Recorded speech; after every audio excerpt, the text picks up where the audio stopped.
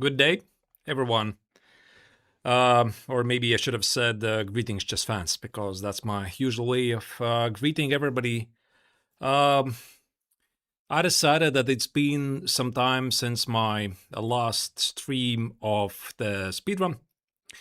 By the way, about when was this?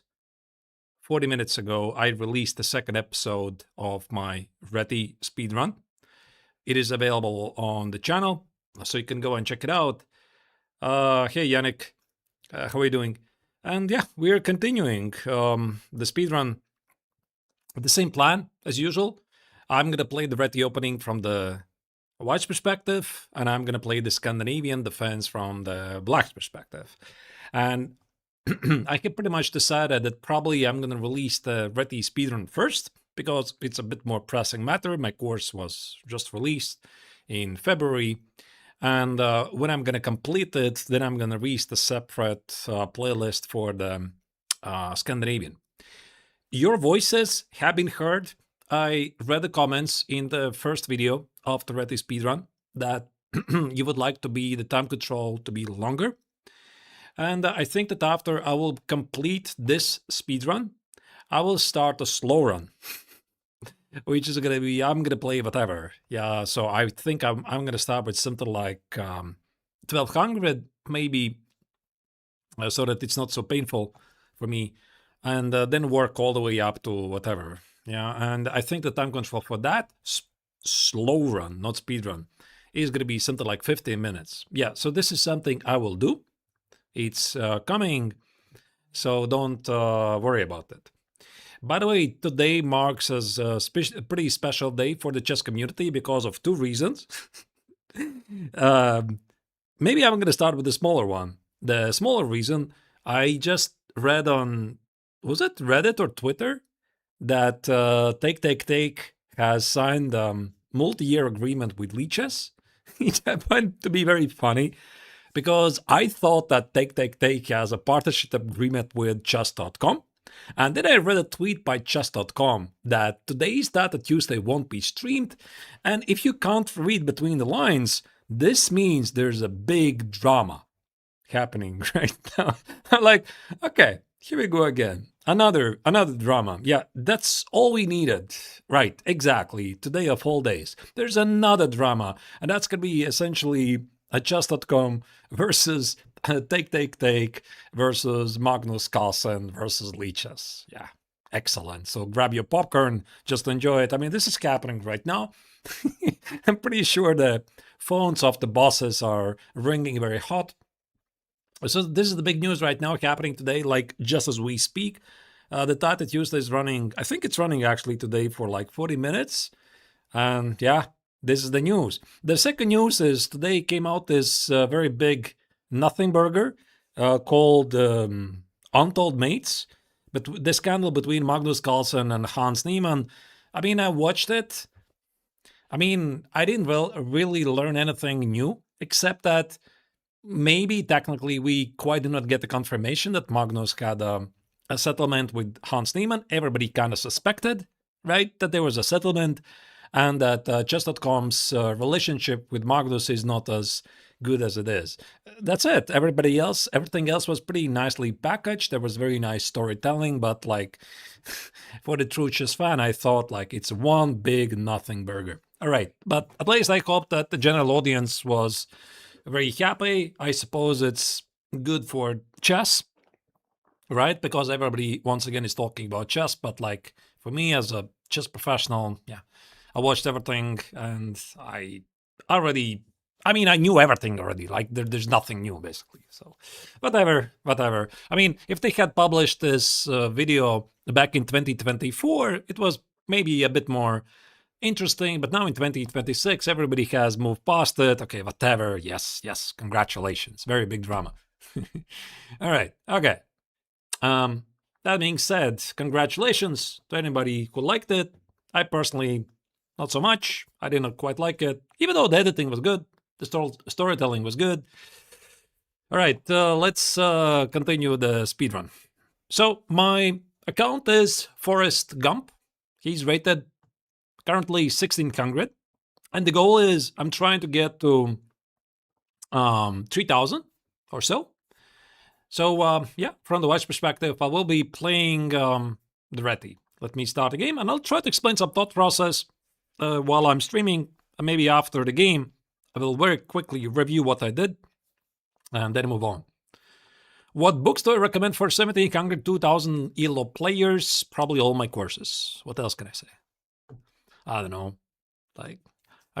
Yeah, these questions are really tough for me to answer. Okay, I'm playing with white. Playing obviously Reti c6. Okay, c6. Okay, I'm gonna play the Reti. This is the chapter number 2. Bishop f5. Yeah, there was such a move. e6, and I think it was d3 and knight h4 idea here. Let me try to recall. Because, yes, like this. Now, what did I recommend here? This was one of the setups. And, was it knight c3, pardon me, knight c3, knight e2, and play e4? Because here knight h4 clearly doesn't work because of bishop h7. Sometimes there was a pawn sacrifice with bishop e4, but I don't think it involves the queen trade. And after c4, d takes, queen takes on d1, I think that black is very fine. Maybe it was even knight e2 here. Or knight c3. Maybe it was knight c3 over there. Okay, it looks quite kind of similar. Let me try this. Bishop b4. Okay, I'm going to play e4. I don't think he can win a pawn. Takes. Yeah, his king's exposed. And he did it. Okay, just a second. If I take it, the bishop is under attack. Take it. I could take it. If he takes it, I could play bishop b4. His king is stuck. Okay, let's do this. I'm currently doing the chessable review for all my courses. Who, me? I didn't get your comment, Yannick. Rook e1, targeting the bishop and the pawn. I think I'm doing really well, except of the time management. Hitting the bishop. If he leaves, I'm going to take it. Maybe some knight e4 stuff is very poisonous. Ooh. Okay, let's open up the position a bit. I think he's going to lose something because of this pin. Okay, this game is over. Knight e7, d4, or even takes. Okay, let's just play d4. I was thinking some checks on h5, but they're not really necessary. Yeah, maybe I could just play queen h5. All right. Trying to wrap up the game. What's the fastest? Fastest probably is go for the mate. Which has more theory, London or the Reti? Actually, I think that London has a lot of theory. And people are underestimating it. The lines can be very, very deep. And I did a bootcamp for the London, and it's not easy. No. I mean, it depends at what level you're studying. Because if you want just to play some general stuff, then London is easy, but the same applies for the Reti as well. I think it's about the same. Like, there's no easy opening. All right. By the way, I should win the game. Rook takes on b7. Check. Let's advance the pawn. 5 f6 should be winning. Queen takes on f5. Drops the queen, which he does. Now this is where you respectfully resign. London is flexible and doesn't have a lot of theory. Well, depends at what level you're playing, really. I mean, you could also play the Reti without a lot of theory. Okay, that's a mate in 2. It's going to be checkmate with a bishop. Okay, mate in 1. Okay, fine. All right, so very quickly summarizing this game. I'm not entirely sure, was it knight c3 or was it knight e2 here? I already have forgotten. But one thing I remember that it was definitely not c4. This was in the update, I think. of the Reti. C4, D takes 95. Yeah, this queen b3 doesn't work here. And I think I did everything I was supposed to. And I think it was 92. And I kind of recall there was this idea of d4, 94 takes. Yes, I remember correctly. Now knight c4 white is better because b5, 95. He could have played 97, the pawn of c6 is hit. Okay, so I think I did everything correctly, according to the course. All right, let's start the next one. Of course, in the London, there's a lot of lines, guys. It really depends at what level you're playing. Okay, knight c6. e5 is a threat. We have to stop it. We play d4. Yes, this is a pretty interesting line. I think it's going to allow me to illustrate a couple of nice ideas. Bishop h3. I think in the course I'm advocating for long castle c3, h5, b4 stuff on b5. But bishop h3... Can I do the same? Like the same stuff? Even though he has no castle the long side. I mean, c4... Oh wait, was it c4 here? Maybe c4 makes a lot of sense because he cannot play e6 because the bishop is under attack. h5. Yeah, this was one of the concerns of some users that they're afraid of some immediate attack at the king side. I mean, I can just play h4, of course, but I follow the principle that the best way to respond to a flank attack is a counter-strike in the center. So that's what I'm going to do. And black's position immediately is going to fall apart because, as you can see, the knight has nowhere to go. h4 is just not a very serious move. I mean, I just take the knight. And I have a feeling this knight is totally out of the game, so something like 95, queen a4 looks almost immediately lights out. Check. c6, queen e5, queen takes here, bishop f4. Yeah, it looks totally crushing. Do I have something better? Knight c4, maybe. Oh wait, knight c4, knight c4, what I'm talking about. Bishop f4 looks super tempting, but it complicates probably the game. Although bishop f4 looks very clean. g5. Some double attack. Yeah, this is probably winning as well. I mean, queen a5 was good, but bishop f4 is just, I think, immediately sealing the deal because I'm also making a normal developing move. It comes with a threat.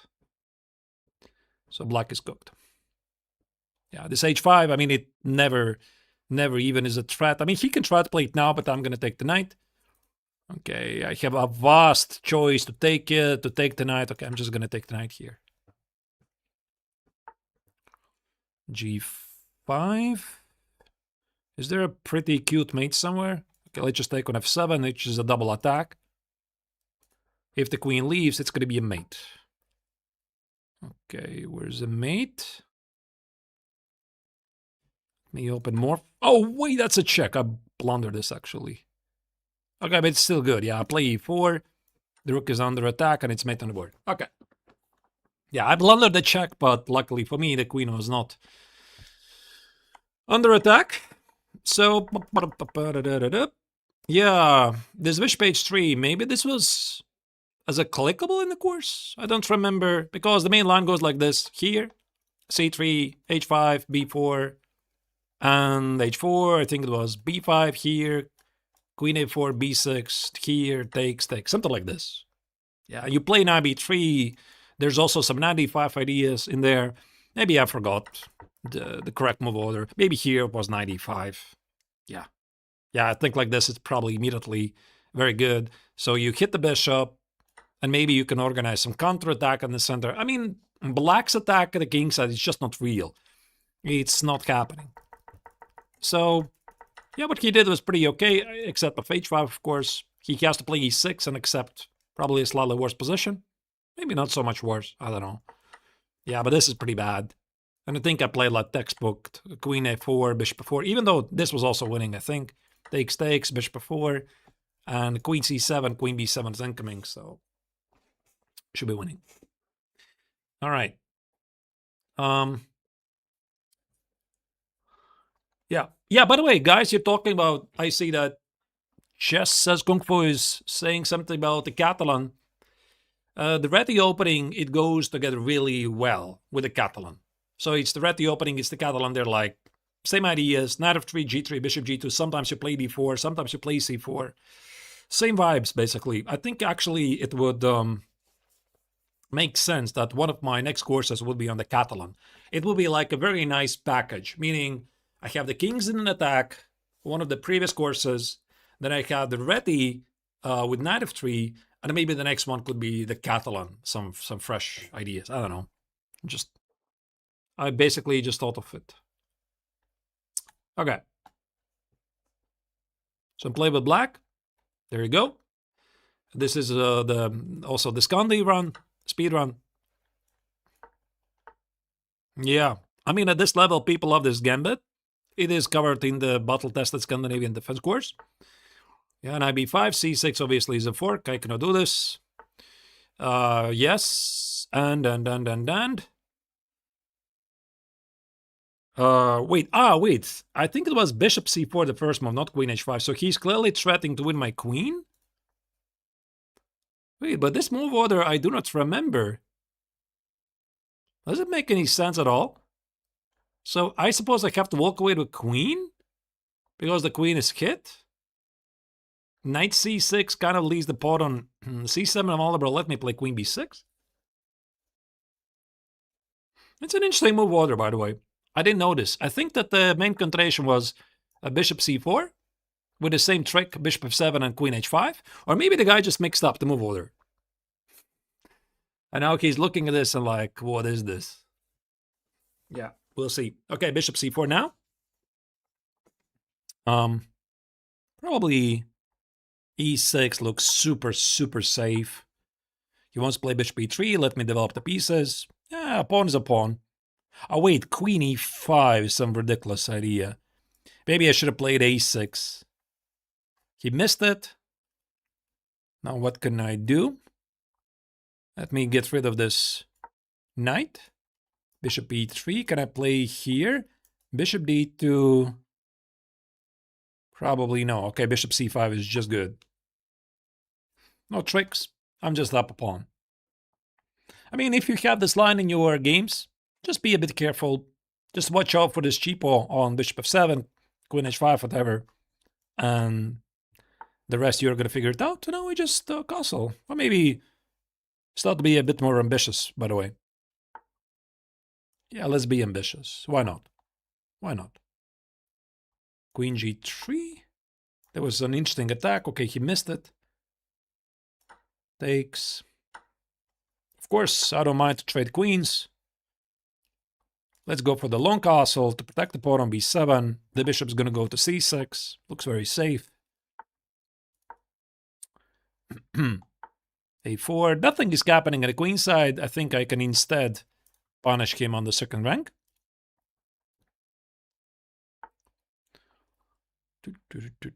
Let's play something like this. I'll maybe go for the back rank, and I'm pretty sure he's going to blunder it. Watch this. He's going to take it. It's going to be a mate. Oh, by the way, I just noticed his username, which has a certain tone. Okay. Yeah. All right.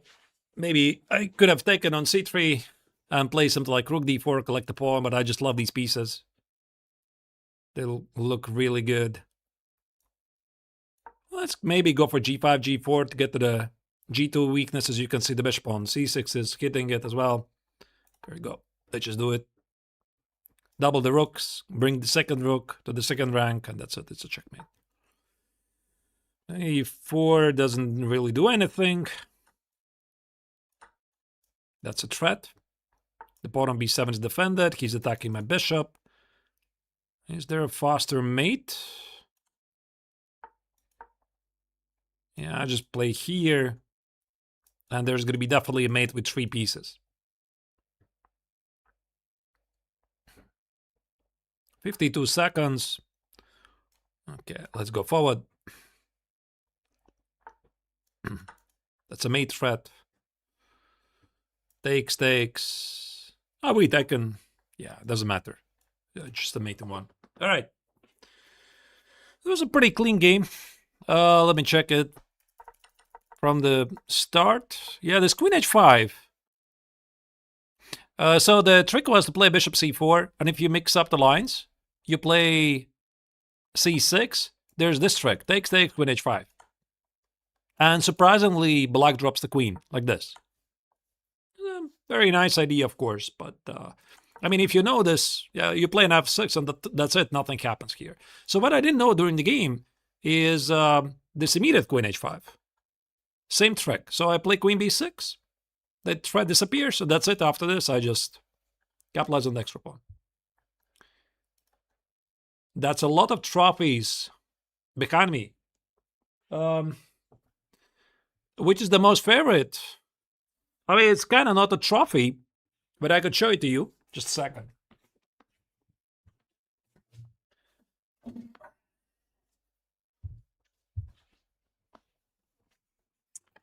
This is not a trophy, but this was a gift by chess.com, part of the chess.com membership. Not chess.com membership, chess.com partner program. And all of them, our partner streamers, received this plaque on Christmas, which features all the major content creators, and of course, there's Danya in the middle. So I kind of put it in the middle. I just feel it stands out really nice.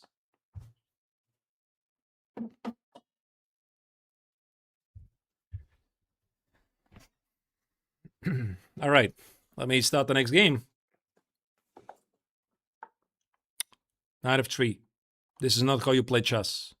I mean, from the black's perspective. I'm bored. Unfortunately, this is a speedrun.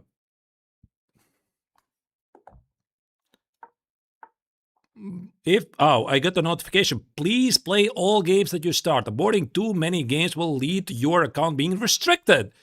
Please review the sportsmanship policy if you have any questions. I have no questions, thank you. All right, I'm glad that my opponent here played a 5. Now, I just made an update where I'm advocating for g3. The update has been shipped to Chessable, and I'm advocating to play against the Dutch defense, Leningrad, as you play against the kings in the defense. So we play c4, knight c3. Oh, no, this is not in the course. So he's playing some mix of the... Wait, okay, how do I actually meet this? Maybe rook b1. What?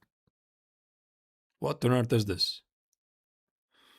Okay, let's play... I don't know. What on earth is black doing? It's some sort of Christmas tree. Yeah. Okay. All right. This is apparently playable. I could just play d4 here and have a great stonewall, I think. Is this really a threat? I'm not entirely sure. Can I play like in the same fashion, play d3?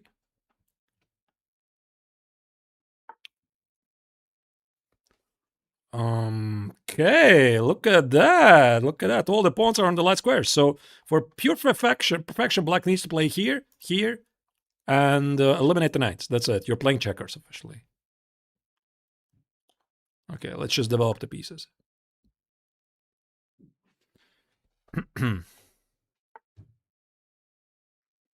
Yeah, I mean, here it seems that indeed black cannot decide which Dutch he wants to play. It's like my granddad taught me to play checkers. This must be it. But this is not checkers. Yeah, I think I got to play something at the queen side. Okay, let's take. The knight is hit. Let's play d4, maybe sacrifice the pawn. If he takes it, I'm going to play some b5. Yeah, he does. Also, maybe I can do something else. No, should I play b5? Maybe let's play this. With the idea to play knight e2. Like this. It's very cool. Like, you're playing checkers, and so am I. I'm also playing checkers here, right here. There you go. It's the dark square checkers versus the light square checkers. 95, okay. Oh, wait, a blunder b5. Oh, silly of me. This was not a plan. Well, luckily, he missed it. He could have just played b5 and secured a pawn on c4 and I would have to claim that I have some compensation, which I probably did have. Okay, but now it's just a terrible position for black.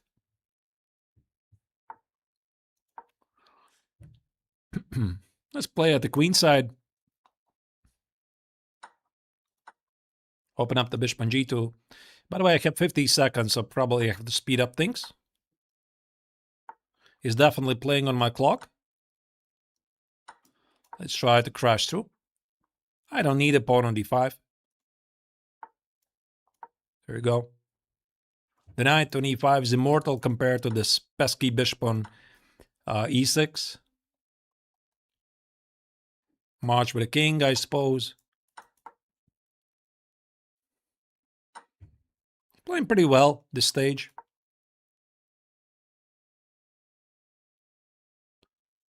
I think I'm going to win the bishop like this. Oh, wait, there's rook a6. So he's lucky he has it. And now march with a king. This should be it. Take this pawn. Is there a mate? There's no mate, okay. And now this is unstoppable.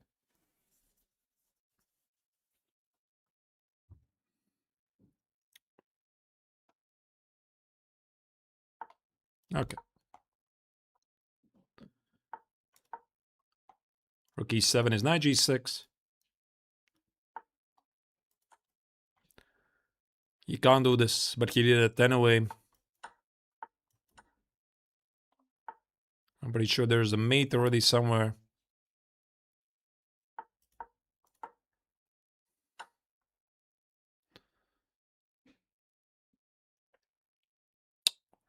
Yep. All right. Okay, let's just pre-move. There we go. All right, GG. As soon as he plays it out, I'm going to review the game.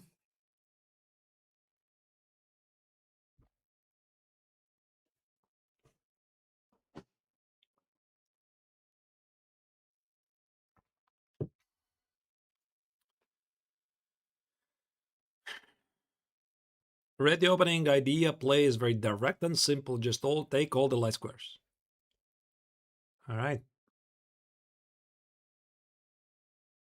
Ah, he's not going to allow me to carry out the checkmate. Ah, it's such a shame. All right. I get pre-moved to a mate. All right. So what happened in this game? I thought actually he was very tricky with his move order.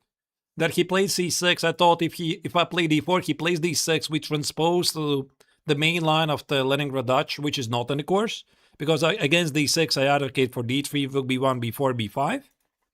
But whatever happened after this, it just looks so weird. And I think I have more than one way to get an opening advantage. Like what I did, I think it kind of makes sense. d4 feels a bit strange. I play knight a4, the pawn on d4 is kind of loose.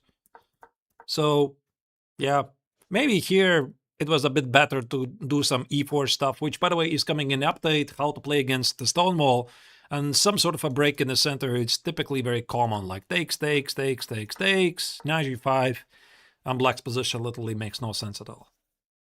All right. Okay, let's continue. Another Scandi. Do I have recommendations against bishop f5? But I do. I mean, they're in the course with just a different move order. They're there. a3. I mean, probably I could just play c6. Like, I don't think b4 is a big deal. The queen stands pretty well on c7. The pawn on c6 shelters the queen against any knight jumps. Bishop b2, very interesting idea. I mean, probably I can play either bishop f5 or bishop g4. And I think typically bishop g4 feels really good if I could play h3, g4, and knight e5. So yeah, let's create the pin. and see what happens. Probably e5 is playable, but let's play it safe. Let's play knight e7. Obviously, keep the bishop. Whoa, h3 g4 and a3 b4. I worry about your king. Okay. But okay.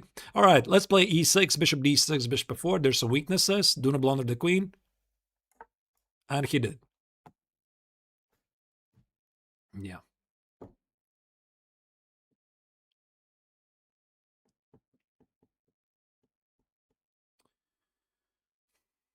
Well, what to do? Okay, he continues the fight. I have an extra queen. Let's open up the queen side as quickly as I can.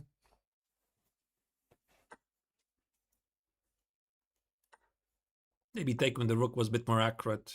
It doesn't matter.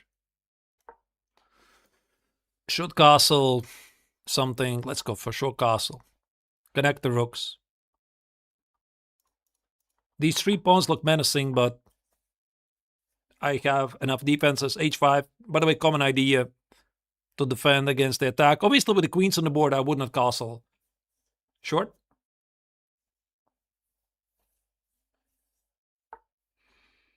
And just center in the knight.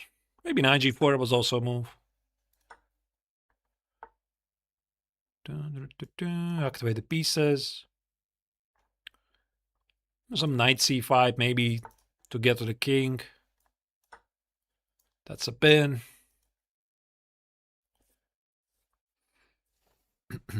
I think I can go for the mate like this. That will be a mate. Okay, he tries to escape. Yeah, there's nothing he can do here. That's a pin, obviously. He resigns. Thank you for the game. All right. So, anyway, what he played, actually, it's maybe not so bad, this b4 idea. Put the bishop on b2. I have never seen this before, but I mean, why not? And again, here the principle is that it makes sense to put the bishop on g4 unless your opponent is threatening you with h3 g4. I don't think it's a problem here. And yeah, of course, he should have continued the short castle. I would have played maybe e6, maybe e5. I don't know, maybe e5 is a bit too aggressive because the pawn could be under attack. And yeah, this was a bit too much. And even if he wouldn't have blundered the queen with bishop before, he's just worse. Because the king is exposed, he has a weakness here. I can play like a5, short castle, knight e5. And have a great game. Okay. Let's do the Reti. Oh, yeah. This is in the update. So the original course, in the original course, I include the original idea. But now I want to show you what's coming in the update. This is coming in the update. So I advocate to go for the center and play bishop c4, queen e2. What? No, not like this. So, I mean, if black plays knight f6, you play queen e2, push e5. So this is in the update. I thought it's very easy to play, but bishop e6, that is not in the course, clearly. Okay, obviously I'm going to take it. Now that's a weakness.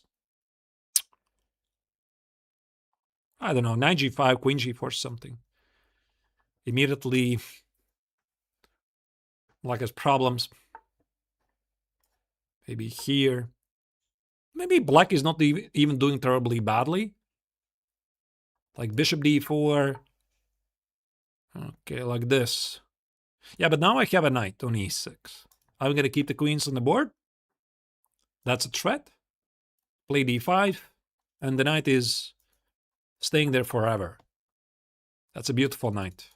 So black would have to somehow get rid of it, like c6, knight a6, knight c7 maybe. So, okay. That's what he does, by the way. Okay, I'm going to go for the kingston attack. Knight c5. Maybe I should have played bishop e3. Okay. I missed this. I want to expose the king. So I think it's a bit of a higher priority than completing standard development with knight c3, bishop e3, short castle, because his king is very vulnerable right now. And I think this idea of h4, h5 is also very common in some French defense positions. Yeah, I think I'm just winning here. Takes, long castle, g7. That's it. If he takes it, it's going to be a check. Takes, and collect the knight at least, if not more. h6, okay. But yeah, rook h7 is going to be queen g6. I'm just winning. Yeah, this queen alone is not doing anything. Like, it could give one check. I play knight c3. Part of my arrows, I'm still a newbie when it comes to drawing them. All right, let's give a check. Yeah, only move here. Takes. Queen e8 is, again, probably the only move. Yeah, I'm just winning so much material here. Okay, now I can develop.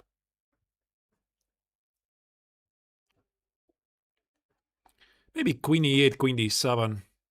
Collect the pawn. Looks very fast.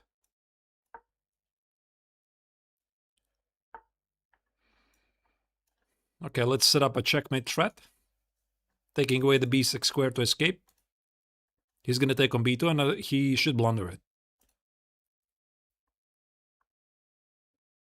I mean, maybe it's not really a blunder. It's just, oh, okay, he didn't miss it. Okay. That's a mate with a knight. Actually, I thought it's a check. I didn't really notice a mate. It's a mate. All right, thank you for the game. So, like I already said, this is in the update. And those of you who missed it, the update is, it's coming. Last Friday, so today it's already what, Tuesday? I recorded the video for the Reti Simplified, and I sent it to Chessable. I sent a PGN, updated PGN as a separate chapter, but I haven't got a word from them. I don't know what's taking so long for them. And I asked if they can incorporate the update as quickly as possible. We'll see. Maybe they're not really feeling so hot about making it as a separate chapter, but I don't know, guys. What is your experience in this matter? Do other courses that make updates, do they make separate chapters? Or they incorporate the lines in the chapters? Because I think it's like a very hard thing to do. I don't know. So I feel like the vanilla version of the course is very good. And the update, the extra files, the extra variations add some extra stuff. So yeah, like, I don't know which route they're going to go, but I'm curious how the other courses do because I'm not really familiar.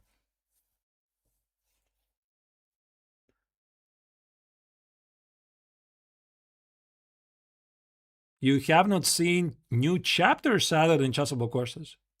Really? But it's the easiest thing to do for them and for me. I mean, okay, whatever. If they are going to incorporate single lines in every, it's like I have extra 30 lines or so. So the chapter 1 is 3 lines, chapter 2 is 4 lines, chapter 3 is 5 lines, chapter 4 is 2 lines. Like, okay, whatever. I don't really mind it. I think it makes sense to add a separate chapter. It's just easier for everyone. You know what was there before or what's coming with the update. So I make a new update, I make a new chapter. It's very simple, I think, for everyone. But I don't know. All right, whatever. So anyway, yeah, this stuff is in the update.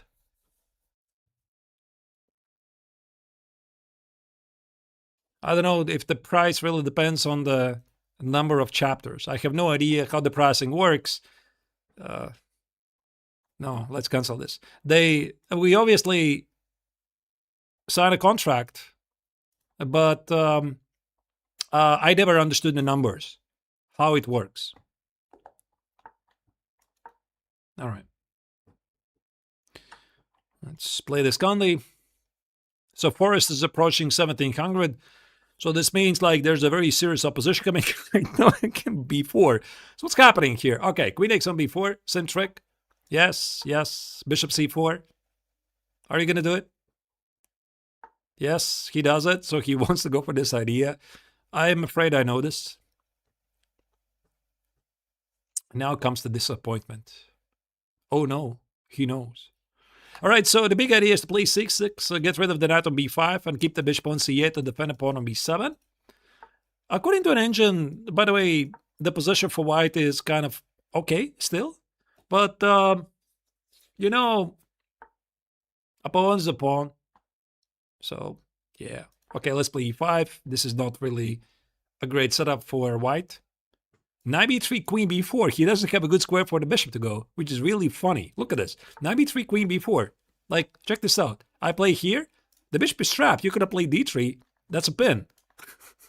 Would be really funny. Okay, he didn't do this. Let's play e4. So I have a extra pawn and a compensation.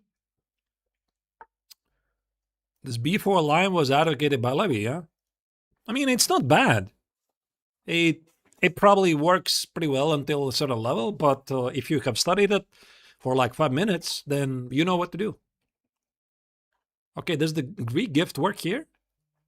Takes, knight g4 check.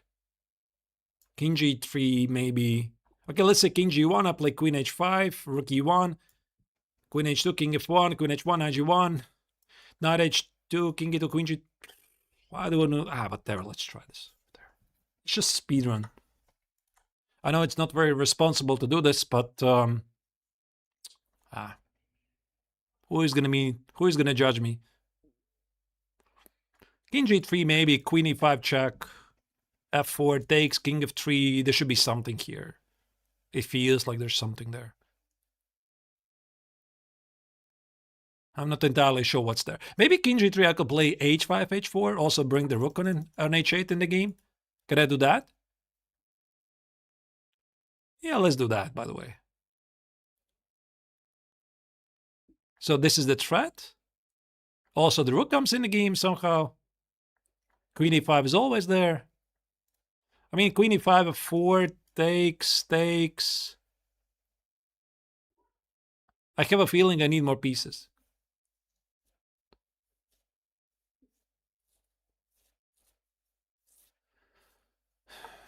Rook h1. Okay. Can I play g5, h4?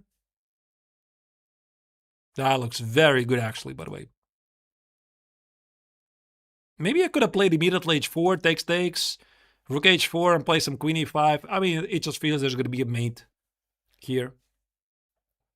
Maybe engine is laughing at my accuracy, but it looks pretty scary for white to play this. And I have sacrificed, how much again? A bishop for the pawn. Should be enough.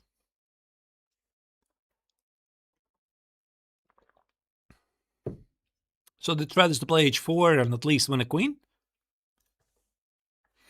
Also, by the way, with g5, I take away the f4 square. In some lines, I can take it. Yeah, queen e5 is probably there. It's definitely a move. But I feel I can include it whenever I want. Yeah, so I'm pretty sure here white has no idea what to do. Yeah, rook h4 is desperation, of course. Okay, let's give this check. King h3 is going to be a mate. One of the weirdest mates I've ever seen. He doesn't want to do that.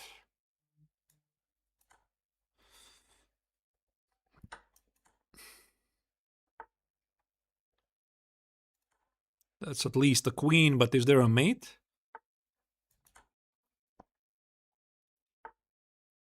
Okay, but let's just take the queen. And go back.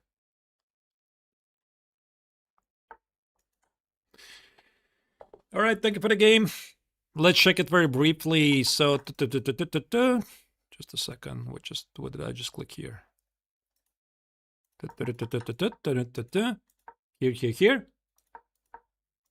Like everything I did was pretty normal. Knight b3, queen b4. This was the moment, as you can see, the bishop on c4 has no defense. Bishop d3 is e4. All right, e4 here, bishop d6 here. Knight g4. Actually, I thought king g1 made sense. Queen h5 was the idea. Rook e1, check, here. And I felt I'm gonna have something here. Maybe I have nothing.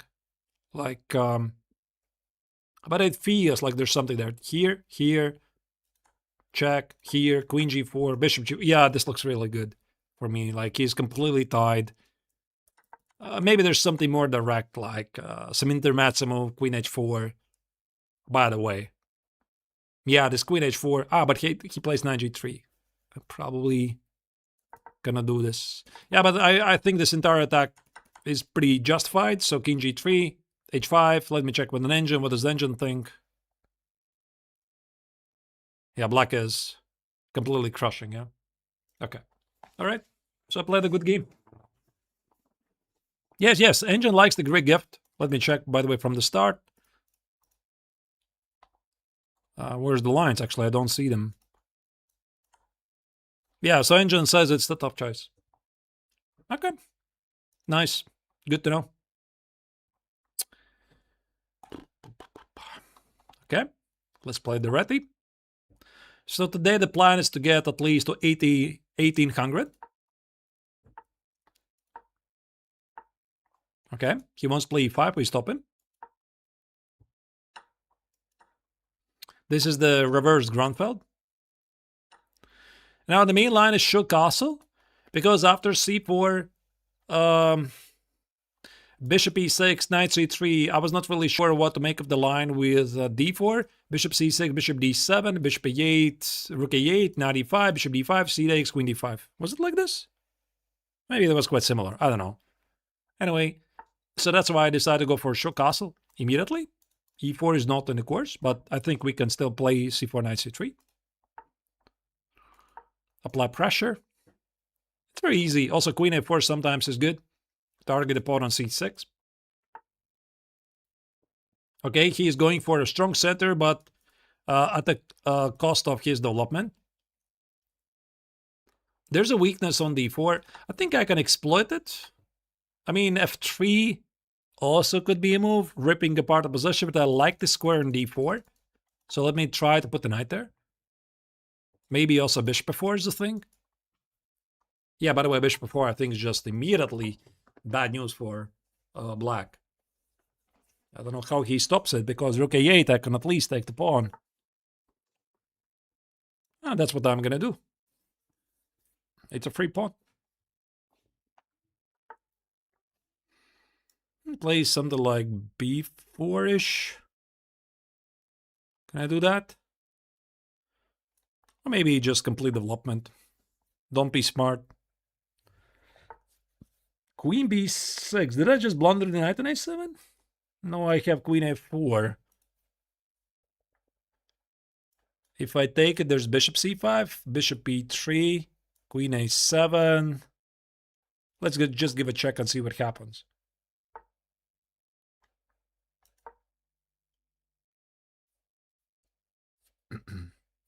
I mean, maybe I was playing a bit too funny with the knight on a7.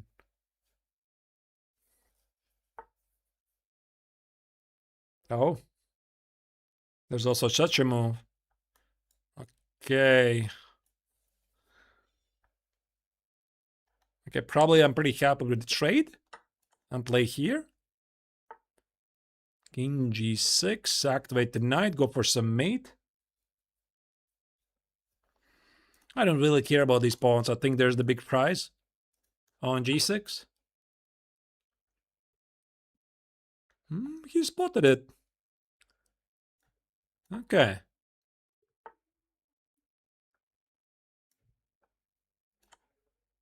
Yeah, this knight is really a hero. Using all the possible squares. It was on a7, now it's on e7. Let's go here. g5 and rook a6. Looks very good. Pinning two bishops. Rook d8. And yeah, he's playing surprisingly well, I have to admit. The threat is to play rook d7, knight e5. Can I actually do that? Rook d7, knight e5 takes. Not so clear. Let's play knight e4, hit the bishop instead. Oh yeah, this is immediately lights out. A4 perhaps. And then what? Takes. Should be a mate. Yeah, I mean, the difference between these 1600s can be felt at times. Because, for example, this guy's playing really well. And there were a couple of other 1600s who were like way weaker. Let's go for some trick. He didn't fall for this. Okay, let's go back.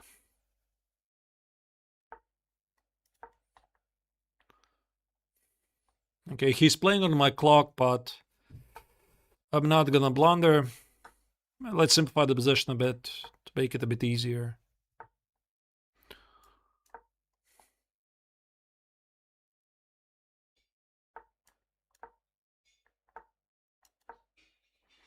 He's pinned completely. I can play here, push forward a pawn.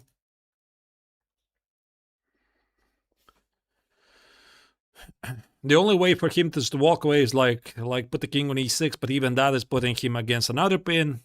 So he's gonna lose because of the pin. I'm gonna push the pawn on a6 at some point and only then take on d6.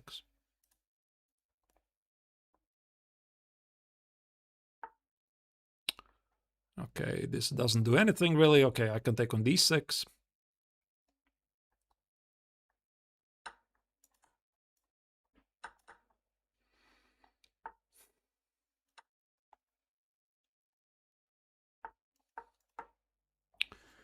All right.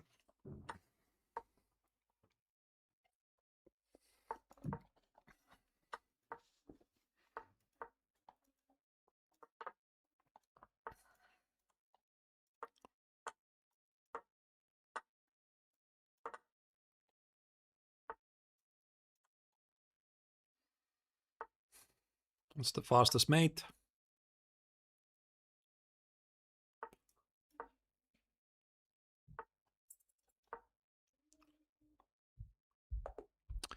There it is. But yeah. So anyway, what happened this game is that he played pretty good chess. E4 was not very good. Knight c3 takes, knight b5. I think I found the best setup with bishop b4. Here. It's a big advantage definitely to me.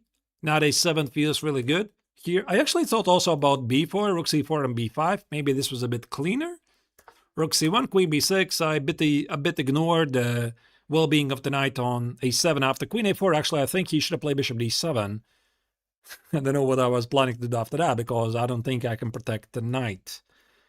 Maybe I would have to come up with some crazy stuff like knight c8. He could have taken it as a pin. If he takes on a4, I take on b6, but it gets really weird. Like this, and okay, whatever is this? I don't know. I have no idea. So I see that Chess as Gunkwa is saying that I boot up the stream as soon as I anticipate the candidates is over. So what happened, by the way, in the candidates? Can you give me the results? I was watching it. I saw that Yesepenko decided not to push it, which was a bit disappointment. And actually, it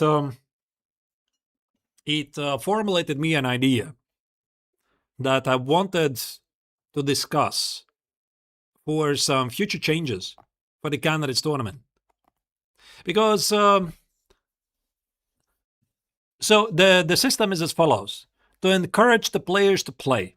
I mean, if I understood the rules correctly, to encourage the players to play, they are awarded extra 5,000 euros for every half a point.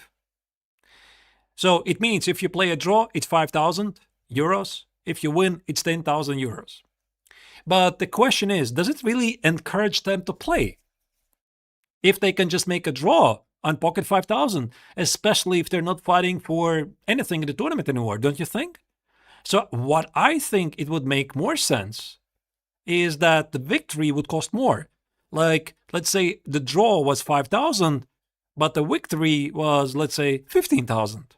And then indeed, the lower the players in the lower places who don't have any chance to fight for the victory in the tournament anymore, they would risk it.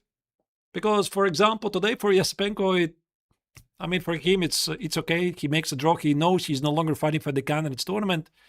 But maybe it's not really a problem. Like, I just had this thought. Oh my goodness, Caruana is losing. How on earth did he lose this rook endgame? Wow. Wow, that's pretty much it then for Fabi's chances, right? You know, speaking about Sindarov, I had an idea before the tier list that I made. I wanted to name him as a potential winner, but I thought it's too crazy. I thought it's never going to happen. So that's why I went the classical way. I said it's going to be Karana, then Nakamura, then the three guys, Giri, Sindarov, and Prague in everything or nothing.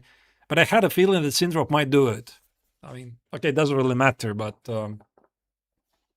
Anish winning too. Wow, big day, yeah.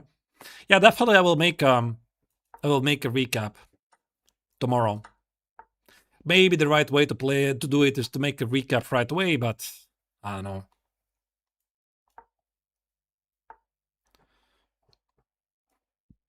2 point stream, yeah.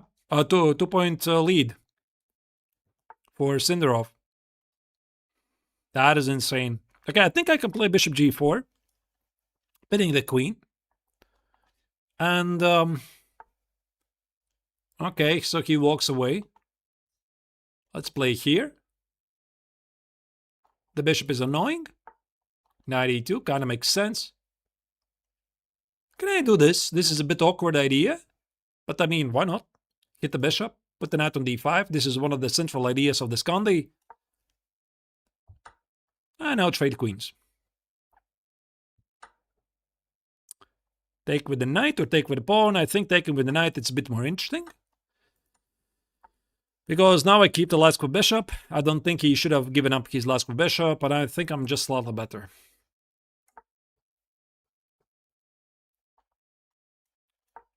$10,000 for the win. Draw 3,000, win. Yeah, something like that. Wait. Ah, I understand what you mean. You mean FedEx expenses. 10,000 for the game. Right. But I thought you were suggesting something. Okay, I think I just won a pawn.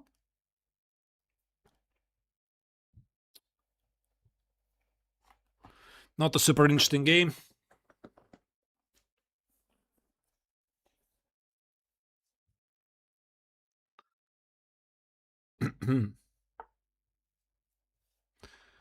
All right, and now I'm just winning an exchange on top of that as well.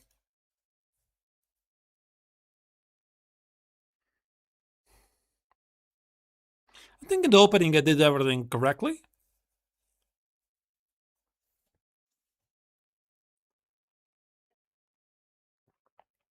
I'm going to take the exchange and start to simplify the position. Trade, trade, trade. There's like a common rule. You cannot blunder what you trade, right? So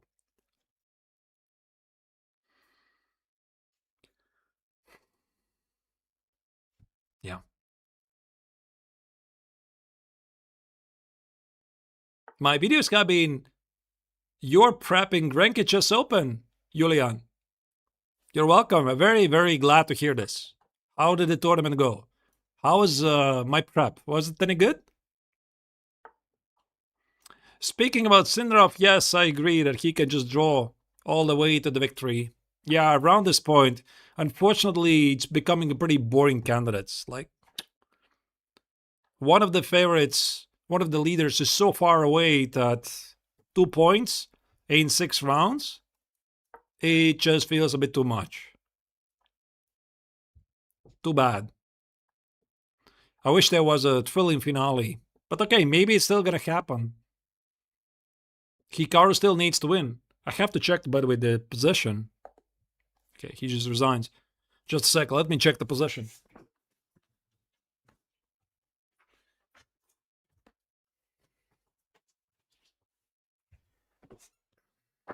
Let me go to chess.com on my phone.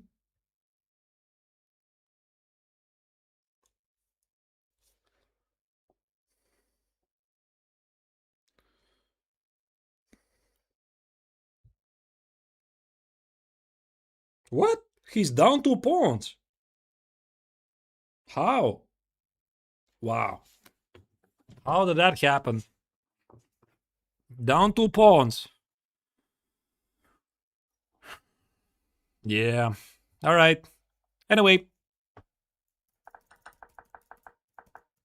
Yeah, like, I think all of this I did pretty okay. And I just equalized the game. White just should not take on d5 and play c3, knight f4 for just an equal position. This bishop d5 was not very good.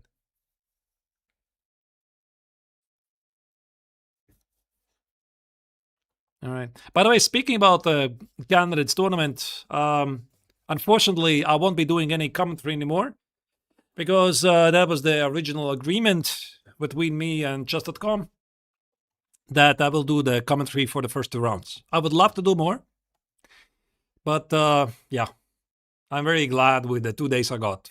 So there's always the next tournament.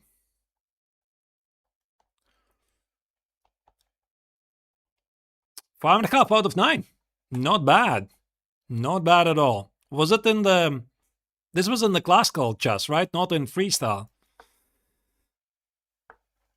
Because in parallel, there's also freestyle open.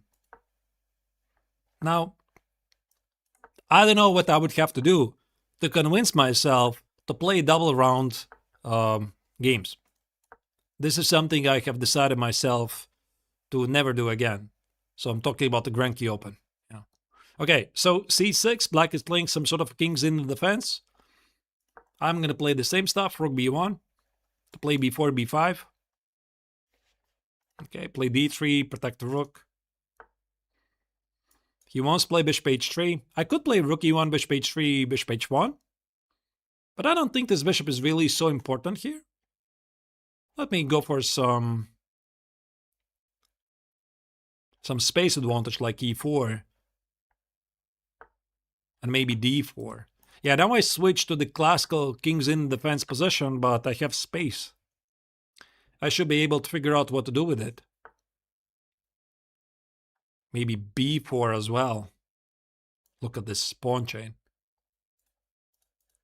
Really great pawns. Just develop the pieces, try to support these pawns, see what happens. There you go, a 5th pawn. Okay, that's a record. I don't think I've ever had 5 pawns on the same rack. Okay, the 6th pawn. There you go, h4. 6 pawn. No, 5 pawns. No, 6 pawns in the same rank. Can I play g4?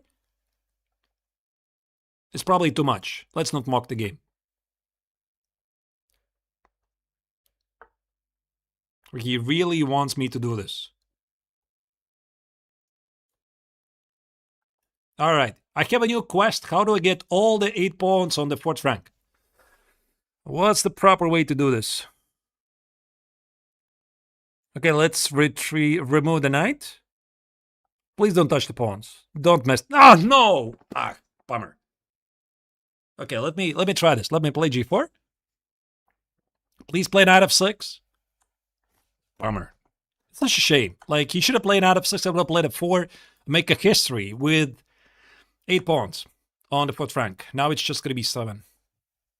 Even though he could still retreat with the knight somewhere. Yeah, but there's nowhere.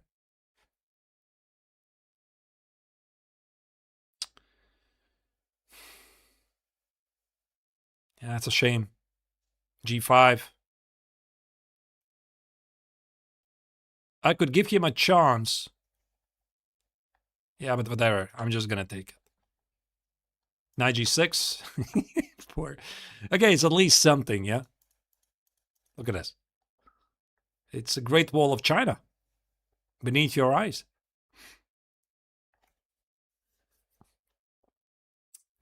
Yeah, I tried it. I tried. Didn't work. Sadly, this pawn doesn't go back.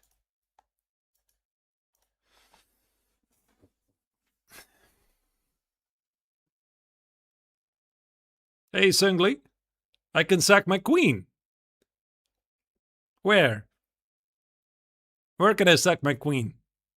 I don't see where can I sack my queen. I mean, this game already spoiled, like... Maybe I should have thought about a smarter way to do it. Yeah, like, I feel I could have done it, like, earlier. Yeah, but, I mean, after g4, he would have played out of 4 anyway, so...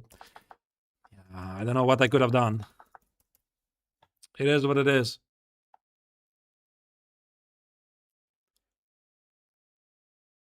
Why is he thinking?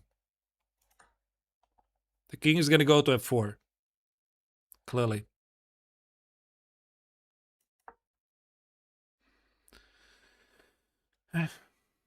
All right. By the way, I don't think I'm like so completely winning here. He has so many pawns.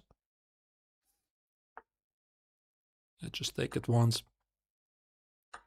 Twice.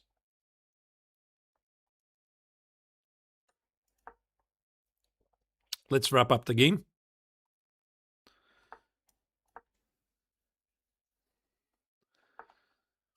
Go for some checkmate, maybe queen of 5.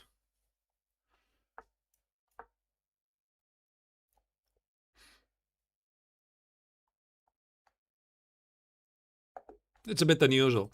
Yeah, that is what it is. Yeah, so some people like to play like this. The king's Indian defense with c6, which is a bit weird.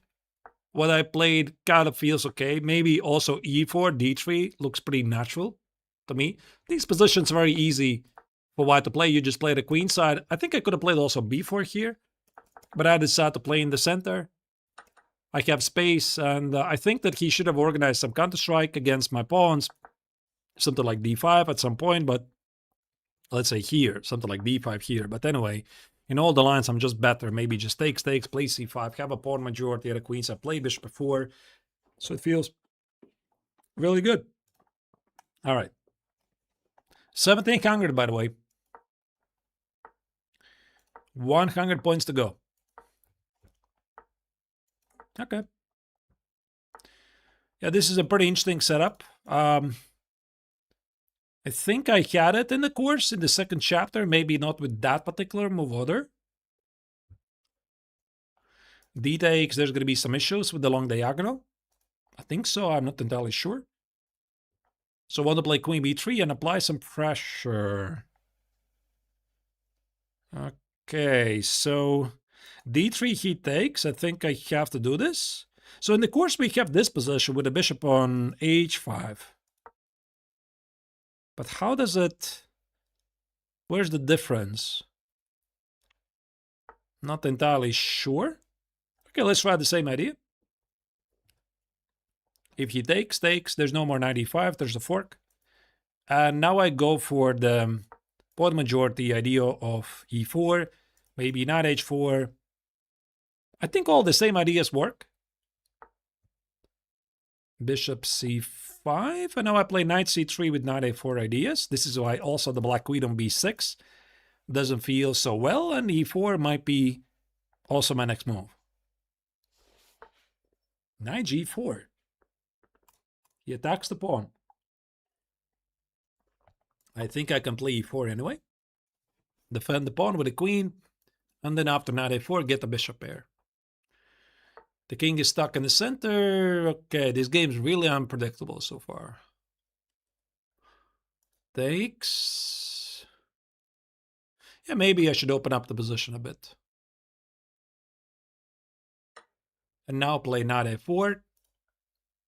Bishop f2, rook f2. I think I have a big material advantage. I mean, not big, but solid enough. And yeah, if he can't do this, I'm just going to take on c5 and enjoy my bishops and everything. Two binary pieces are always stronger than the rook and a pawn, in most cases. So I'm going to dominate probably all the dark squares.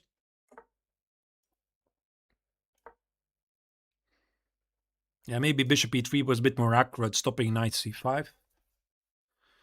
Now I have to defend this pawn with some bishop f1, awkward bishop f5. Yeah, he suddenly has some play. So bishop e3 was more accurate, stopping this. Whatever, what's done is done.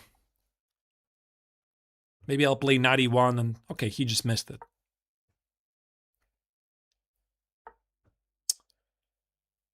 And let's start to dominate the dark squares. Put the knight on d4.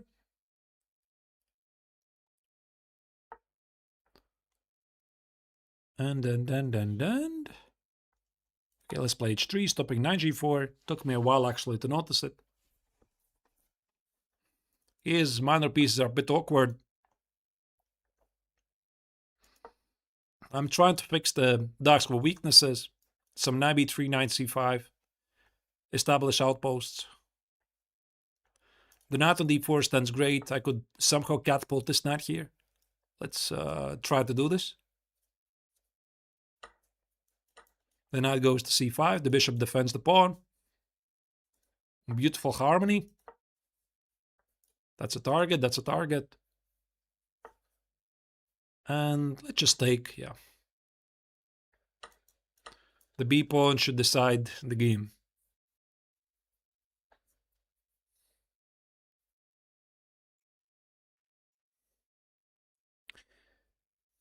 By the way, how many of you already saw the episode 2 of the Reti Speedrun, which was released about 2 hours ago?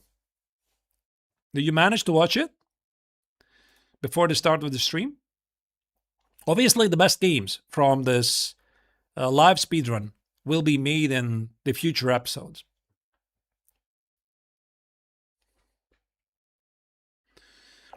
All right, thank you for the game. Please play 4, please play 4, please play 4. No. Abort. Please play 4, please play 4, please play 4. Come on.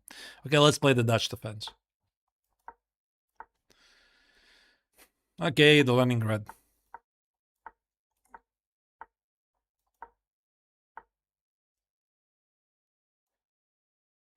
I mean, this is not a good system for white, but okay. Limiting the knight.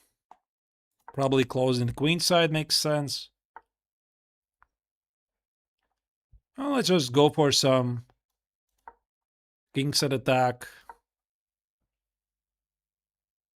I have so many pawns here. Knight c7 is a threat. Okay, have to address this. a6, go back.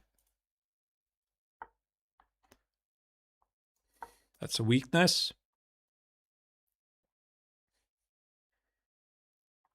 Here, takes. Too lazy to calculate. Let's just play 6. Knight c3, probably. I don't think he has anything else.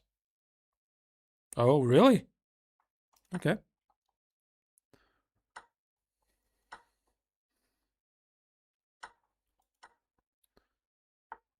Knight f4. Okay, let's take a... Yeah, let's take a pawn. Let's not blunder the knight.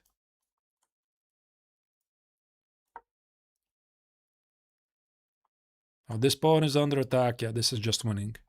There's no fork. The bishop defends. The knight on b6 defends the pawn on c4. What's the fastest way? Probably collect this pawn.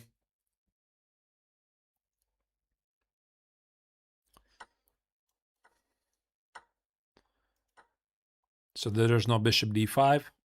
Hitting the pawn. Use the rooks to take over the second rank. Okay, e5, a6, there's some counterplay. Let me block it.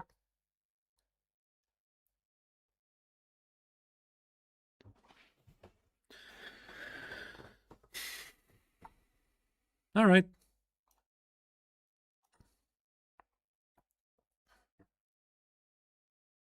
I mean, still some work is necessary here, but it should be pretty easy. Maybe f4 is actually pretty clean to activate the second rook.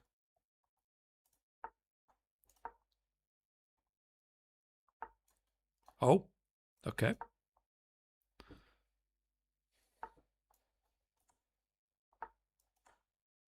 There's got to be a mate.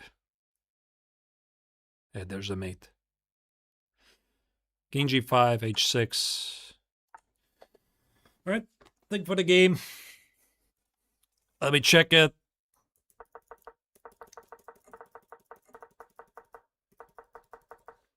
Yeah, just your casual Dutch defense game. This piece sacrifice on e5, on b5 didn't really make any sense, but I don't know why he didn't play knight c3, having a slightly worse position, but still a playable position.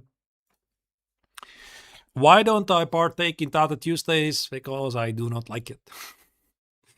Like, I think it's a bit too much. Having two cameras, you have to be screened, you need to use the Proctor program. This is not how I enjoy to play chess, so I don't play. That's why instead I'm streaming. And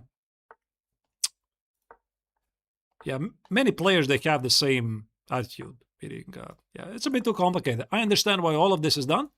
By the way, this game I already had once today. Let's try it again. Same idea, queen b3. Let's play d3. Okay, now he takes it. And let's see what's the difference with the course where the bishop is on h5 instead. The big idea is to get the knight on a5. Let's try to do this. Here, here, here, here, here.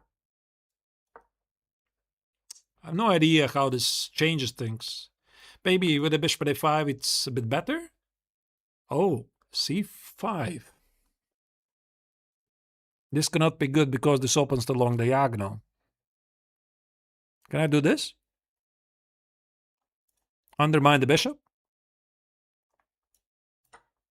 No, I mean here black is definitely worse. I don't see how he actually plans to defend the pawn after their silly move bishop d2.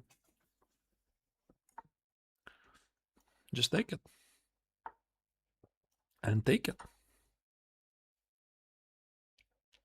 The pawn on b3 probably is going to drop though. Maybe I'll manage to play in time knight a3, knight b5.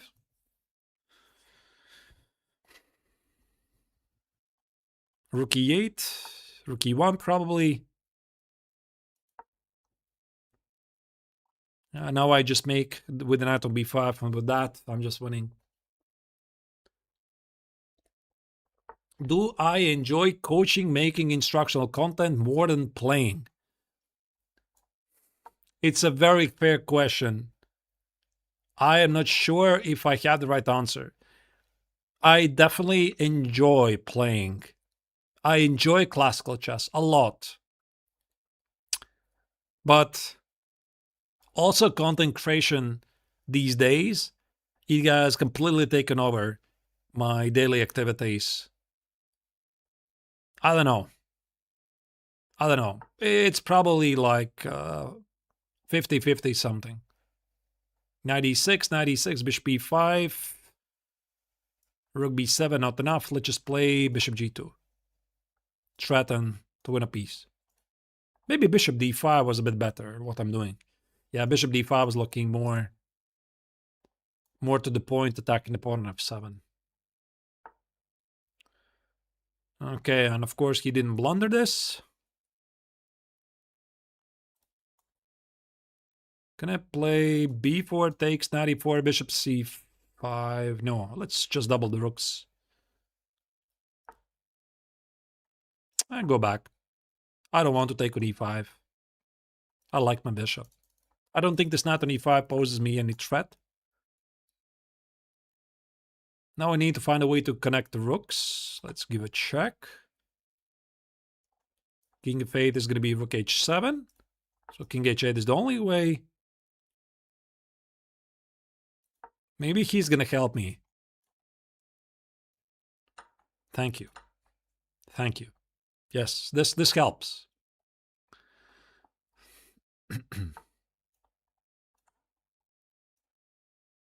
Pretty sure that's a mate. All right. Thank you for the game. So to summarize this game, I already had one more game like this today. Same idea, d3. He took on b3. He played knight e7. And I think this idea of c5, it could be good. And I showed exactly why it could be good, because of this knight h4 idea. And if he wouldn't have done this, the idea was to play knight e2. Let's say he does something.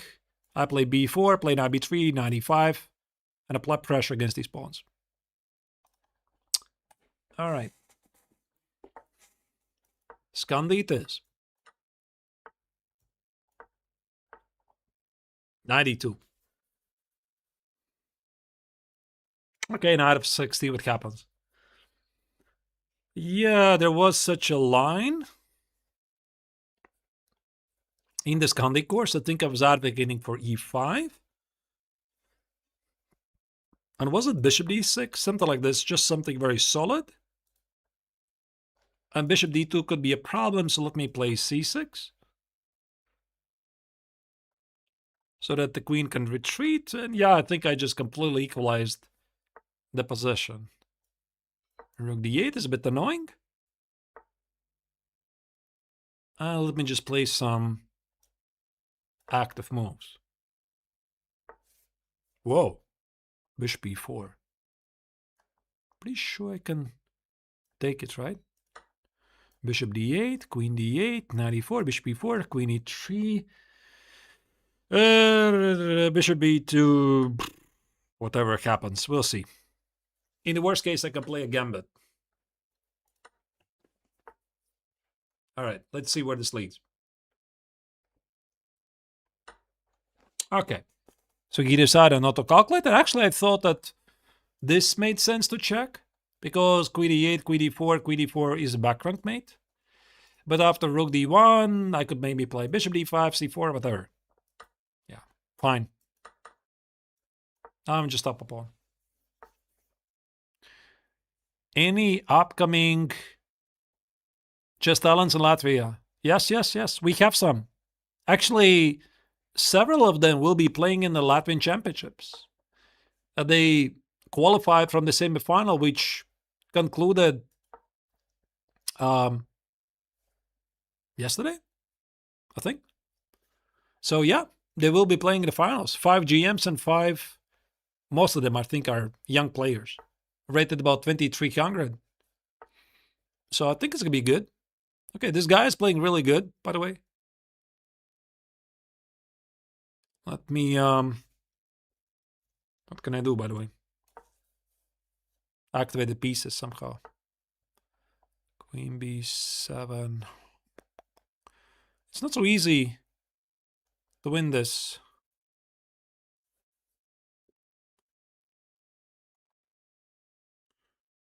c5, 95. Let's play c5.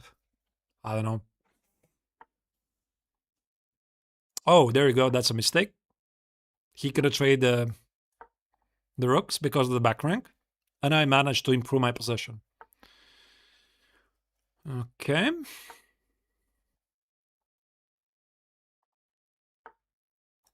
Let's take another pawn.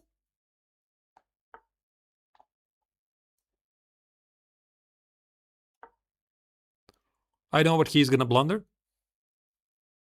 He's going to blunder the back rank. Watch this. Oh, no. He blundered the queen. Okay. I thought actually he's going to blunder the back rank. So here. I thought he's going to go like here. I'm going to give a check. And he's going to blunder the knight. But no. He blundered the entire queen. Okay. So the game. I think in the course I have g3, bishop g2, not knight e2 immediately, but maybe it doesn't really matter. And I think that black can do here basically whatever. Whatever you want. I was thinking knight f6, e6, c5, knight c6 looks very logical. Playing the classical knight f6, c6, bishop f5, e6 looks very logical. So yeah, in the course I advocate this e5, but yeah, I think black has many good setups. All right, let's go.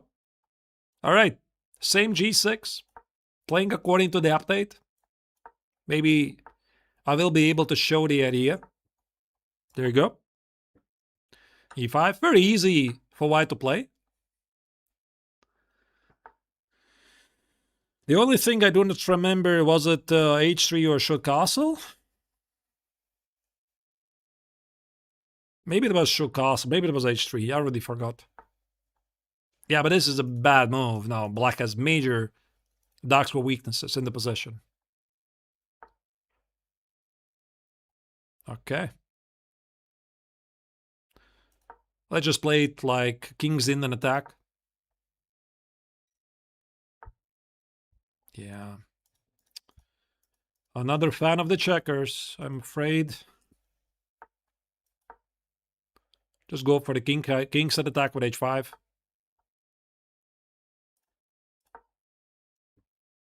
G takes, some queen e4. Do I open or play h6? Both moves look really good. I don't know which is better. Maybe we keep the tension for a while. Knight b4. Okay, let's push all the pieces for the attack. Knight f6. I like the tension here. Queen c6, okay.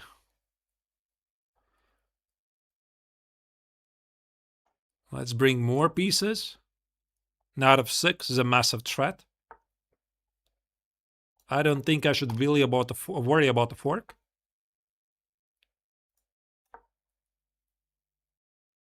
Yeah, it just looks very bad for black. This knight f6 somewhere. Queen h4, walking away from the pin. And there you go, there he collapses.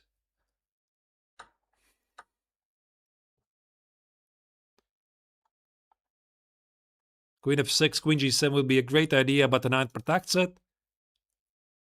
Let me try to sacrifice... Oh wait, it's not even a mate. Oh, that was silly of me. Rook d5 takes, queen f6, knight e6, knight g5 is queen d8, and I'm not winning it yet. This was silly, I shouldn't have done that. Okay, I should be a bit careful.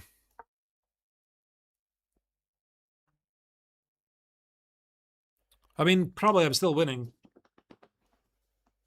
Should have addressed the pawn on c3 in some way. King h7, maybe I can take. Yeah, it's probably the fastest way to win it. I just take it.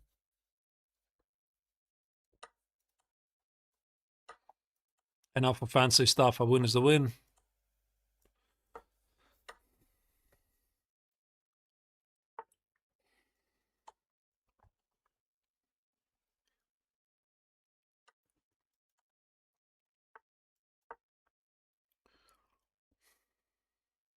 This is a simplification.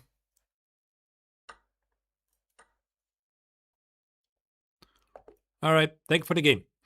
So, I mean, the opening phase, as you saw, this is the thing that's coming to the update with the c5, takes 95. And now that I'm thinking, does it matter if we allow bishop g4 or not? Because if black plays bishop g4, you can play knight e2 and substitute the knight on f3 with the other queenside knight when black takes on f3. Or do you play immediately h3 here? I think both of them are pretty good. Maybe I should have explained this in the update a bit more clearly. And then what he played, yeah, this was not very good. Yeah, so many ducks with weaknesses. The build-up, some sort of a king set attack, knight f1, h4, knight h2, knight g4, all the dark squares are very weak.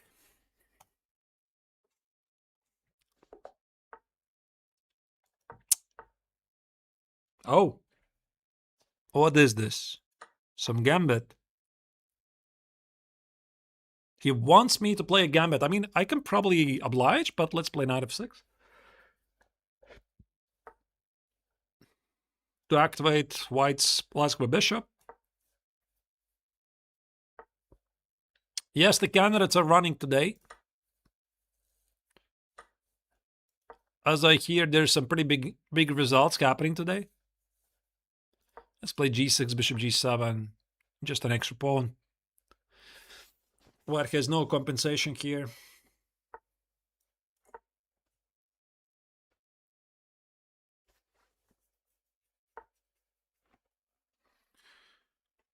How do I get bishop d4 idea?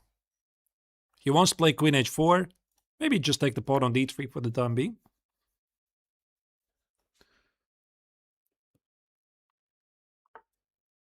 Bishop e3. There you go. There's knight g4. Yeah, some of the 1600s, they were so much better than the 1700s. I mean, you never know how it works. Okay, he just resigns. Okay, I'll take it. Thank you for the game. About the opening phase, this is literally how you should not play from the watch perspective. Yeah, that's what I can say. Another Scandi? No game. You got it. E4. Play E4. Thank you. Okay. This is one of the quiet lines. Let me super aggressive. H3 is obviously going to be H5.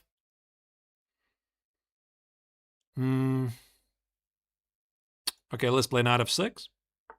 There we go. Now what?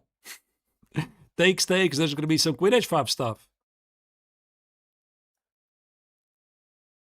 Can I do this? Looks very tempting. I mean, takes. Again. Looks so scary for white.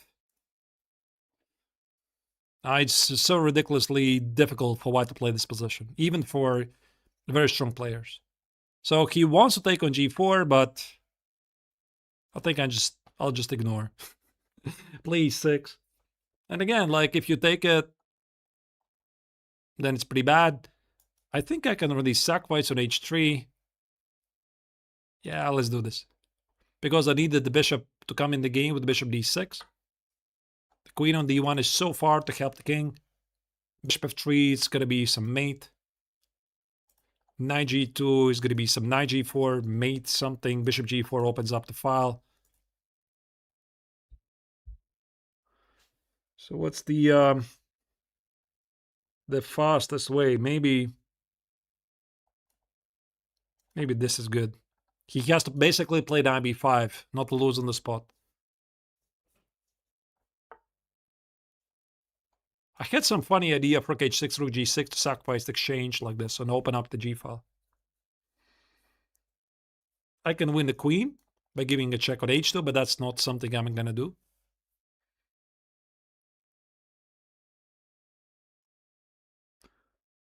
Yeah, maybe get the knight on g4 and get the knight on e5. I think this is... Oh, wait, did I blunder the queen with knight g5? Bishop h2, king h1? It looks like it. I think I blundered the queen. I'll have to check it after the game.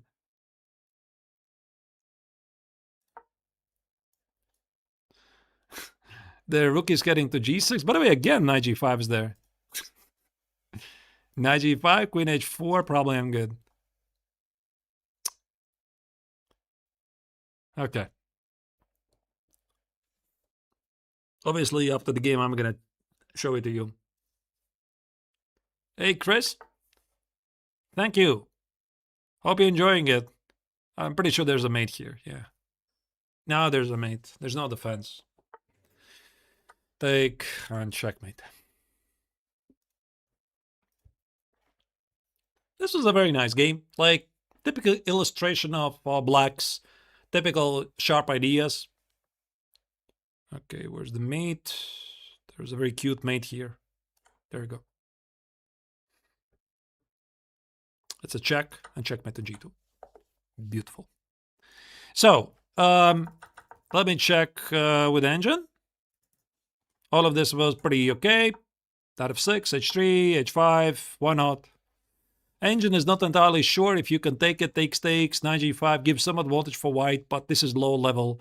Engine, he played here, queen f5. Now you cannot take on g4 anymore. He went here. By the way, top choice of engine is g5. What I played e6 is also good. Bishop e3, this is totally correct. Queen h3, here. Bishop d6, here. And yeah, actually I blundered knight g5. White is winning after knight g5. Check, king h1, and the queen has nowhere to go. This is ridiculous. So instead, I would have to take on e3. He would take on h3. I would take on d1. I would pretend like have a compensation, 2 pawns for the missing piece, which obviously is not full compensation.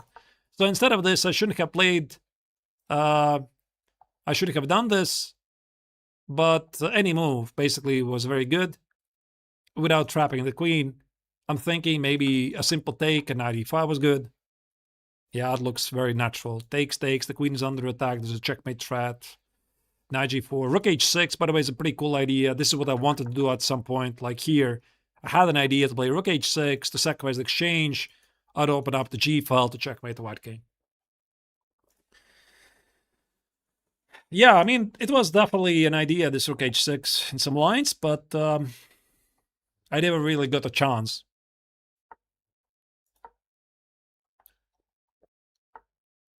Again, I already had this once today. The same. Oh, knight f6. Okay, queen d7 was the move before.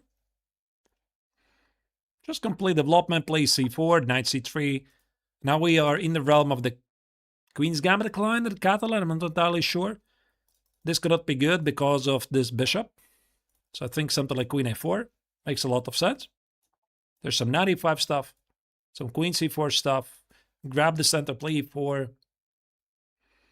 Looks very suspicious for black. Knight e5 looks interesting, takes. Yeah, but maybe I should just take it. Wait, but I feel I could get a big advantage here. But I mean, yeah, whatever. Let's just take with c4.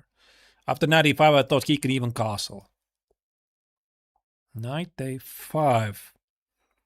It's a bit strange move. And now I'm definitely going to play knight e5. Takes, he's going to blunder the bishop. Watch this.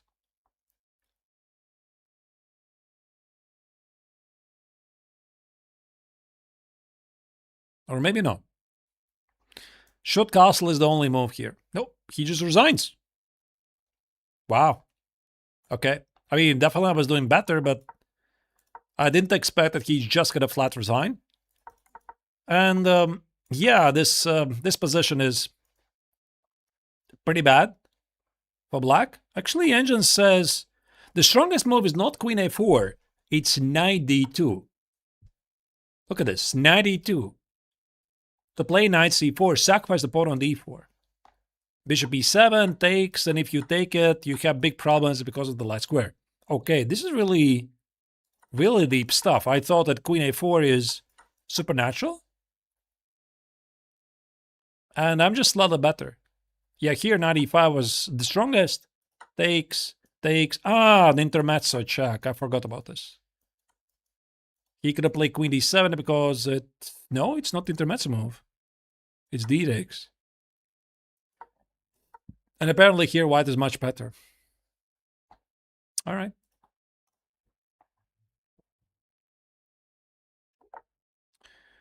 Another Scandi. Another e5. I had this in the rating range of 1,000 to 1,200. I thought that almost 1,800 people don't play like this. I'm just better. That's a weakness. What should I do? Maybe h5, h4, knight h6 something. Let's try to dominate the light squares.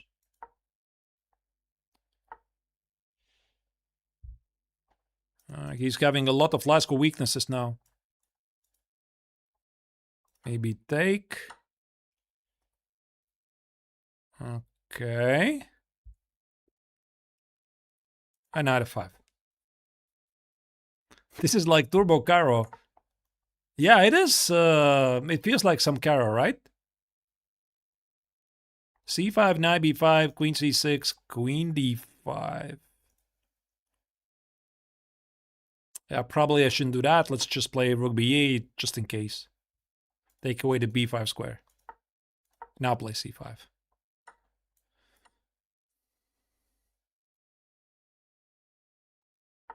I feel actually I'm not doing really that much better. I'm definitely better, but not so much. I definitely could have done something cleaner before. Oh wait, the pawn on b2 was under attack. And it's still under attack. Okay, let's take it.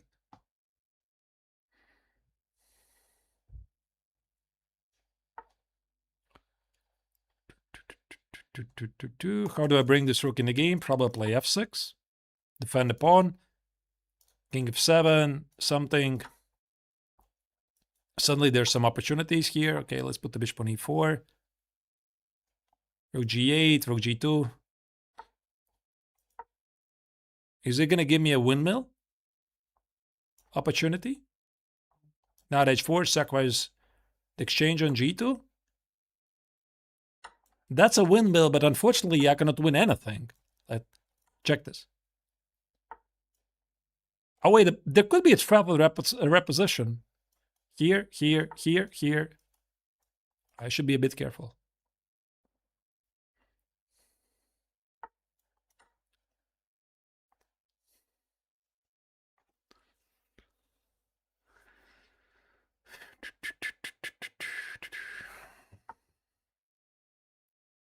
All right.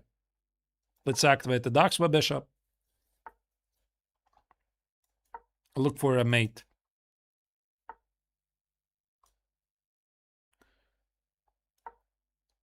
This could be a mate.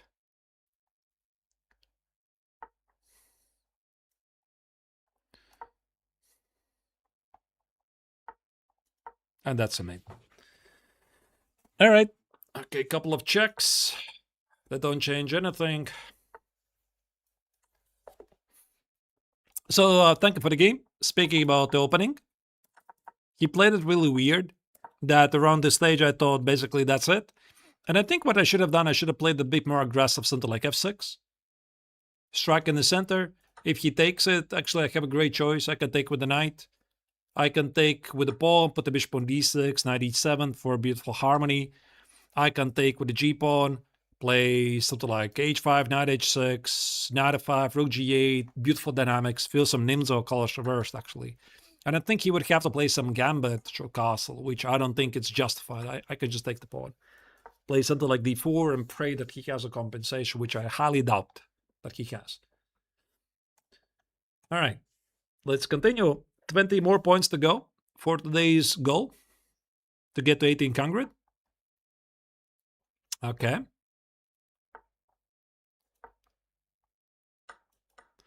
Yeah, this is...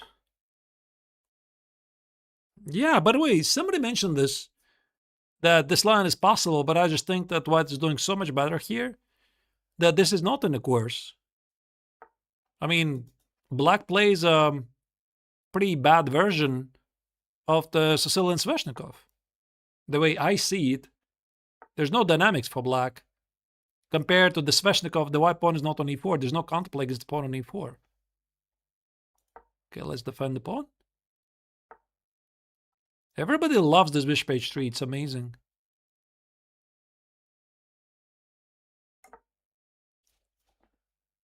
What? Really? Did I see that correctly? He willingly castled alongside? He wants to checkmate me here? Okay.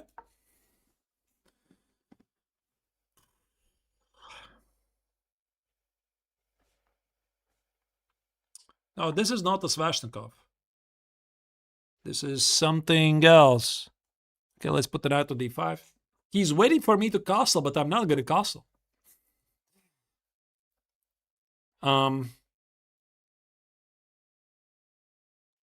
Bishop e3 something. I don't need to castle. There you go. There's a weakness. So his idea is to play h5, h4. He doesn't want to do this because it would reveal his cards. But I already know what they are.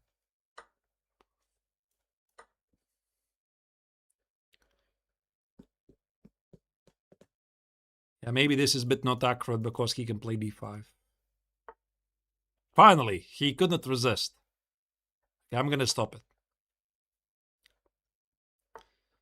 f6, insisting to play g5. Well, I should probably do something on the queen side. Let's open up the queen side, even if it involves a pawn sacrifice. Knight b4, queen d2, d5 could be a thing. Yeah, d5, by the way, is very strong. Or maybe not. If you're stream sniping, not always what I'm saying is necessarily good.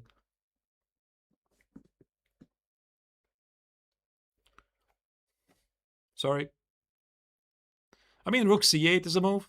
Okay, it just drops the rook, I'm afraid.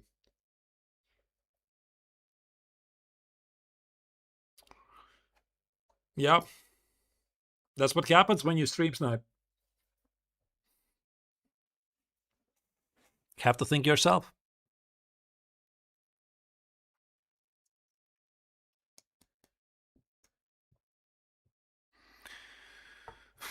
Queen a4, that's a check. Let's go for the mate.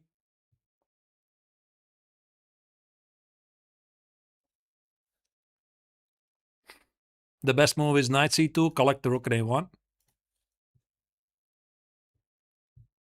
At least black equalizes the material. He doesn't trust me anymore. You don't think it's a stream snipe? Maybe it's not, I don't know. I was just having some fun.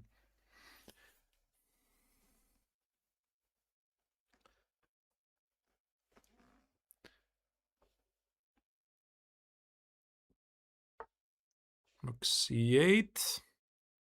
I mean, it's... I still need to work a bit. Let's hide the king, maybe, just to not to blunder any back rank mates.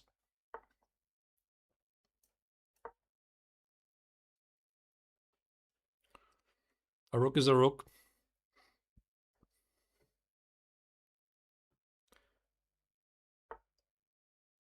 Hey, you're 1300. Should you play the classical Dutch or the Leningrad? The Leningrad is the only right answer, my friend. The only right answer. Actually, what I would recommend you to do is to watch my bootcamp, the Nimzo Dutch. It will be a great start.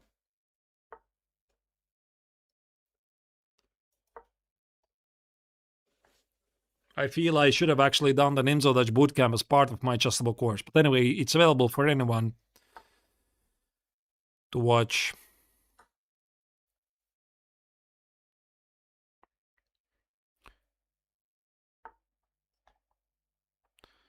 Okay, I think he drops more.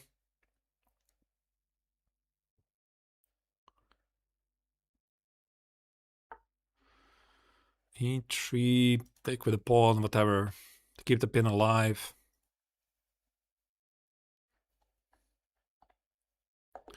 All right, thank you for the game.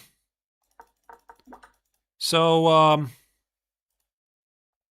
what just happened here? Yeah, so this e5, d6, I mean, it's a playable system, but I think the black typically here plays something like a6 here, knight f6, bishop g2, bishop e6, something like b3 here, castles, put the bishop on g5, take with f6.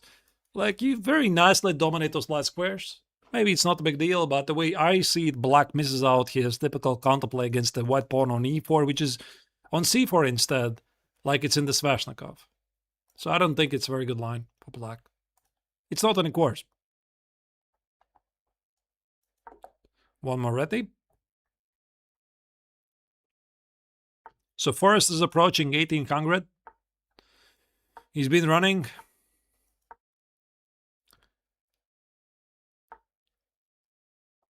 Yeah, it's... I don't know what this is. For leaving the tension in the center, probably it's kind of playable. B3 makes sense to open up the A file. Okay, but this is not good. A6 drops the pawn because the rook a8 is under attack. Now he has problems with this long diagonal. D takes on c5, knight e5, I think he just drops material, and that's why he played g6. But now I'm going to open up the position very quickly, and black already is lost, I think. Yeah, c4, queen a4, problems here. And the question is, where's the win? 95? Yeah, 95 is the win. The knight is hanging, the rook is hanging. I don't even need a pawn on a4.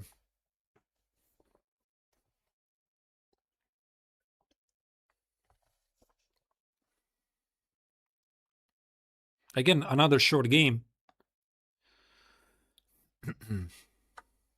Okay. Black loses at least a piece. The knight is under attack. The rook is under attack.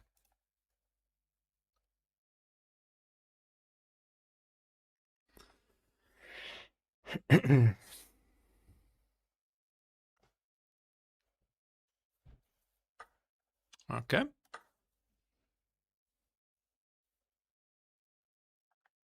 I don't know what to suggest to black. I mean, rook b8 takes. There's also bishop c6, king e7, bishop. Let me show it to you. I have a feeling there's going to be a mate. The question is, where is it?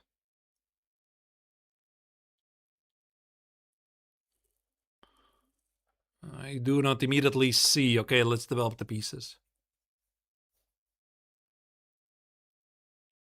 Hitting the rook. Rook b6, I suppose the only move which he finds. And okay, just take the pawn, play knight c3, knight e5. I didn't find the checkmate, but maybe there was no mate.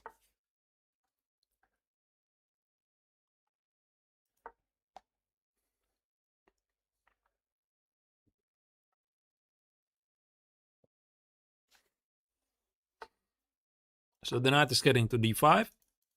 Some checkmate web, maybe rook d3, rook e3, could be a mate.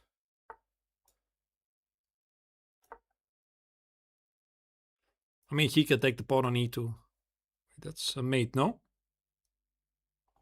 Wait, check here, check here. Ah, he can also play king g7. Okay, let's put the bishop on e8 first. Some weird geometry. But bishop c5, I think there's no mate. I'm doing totally silly stuff. I'm just looking for the spectacular checkmate. Bishop d6. It's like a puzzle where you have to find a checkmate.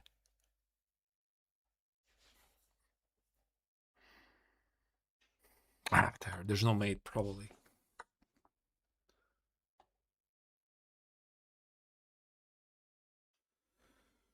I do not see it. Okay, but there. Bring more pieces to the attack. It cannot be wrong.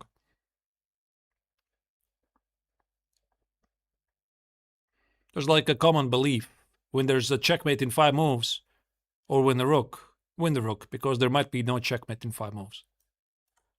That's a discovered check.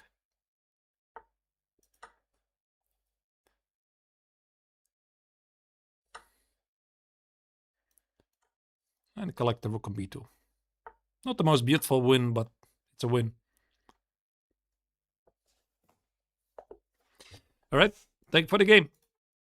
About the opening, I have nothing really to add. c4 just makes no sense. And after b3, I think black is just worse. Black should take it, and I want to play something like knight e5, take on c6, create some weaknesses. Let's say he would go here. I wanted to do this. He cannot take it because the pawn on d5 is hit. And after e6, I thought maybe I can play for some weaknesses. At a queenside like this. This was my idea. I'm not sure how good it was. Okay, one more game. And we're going to be in 1800s.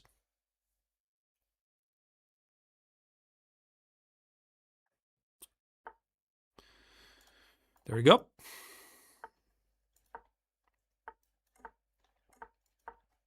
We're playing okay, this is going to be the Grunfeld, probably. Typically, c6 signals the Grunfeld. I don't think I've had many games so far in the speedrun with the Grunfeld. Okay, like d4 I think is just good. But let me illustrate you a different idea. I want to go for e4, e5 idea, set up some kings in and attack, like this. And then play for the weaknesses, which maybe is not that great, but It's an idea. Let's play e5. 97, gonna play 94. I think I can. I mean, who is stopping me?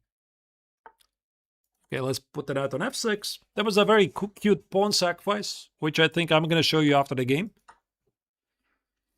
This pawn is a monster. Let's go for some checkmate.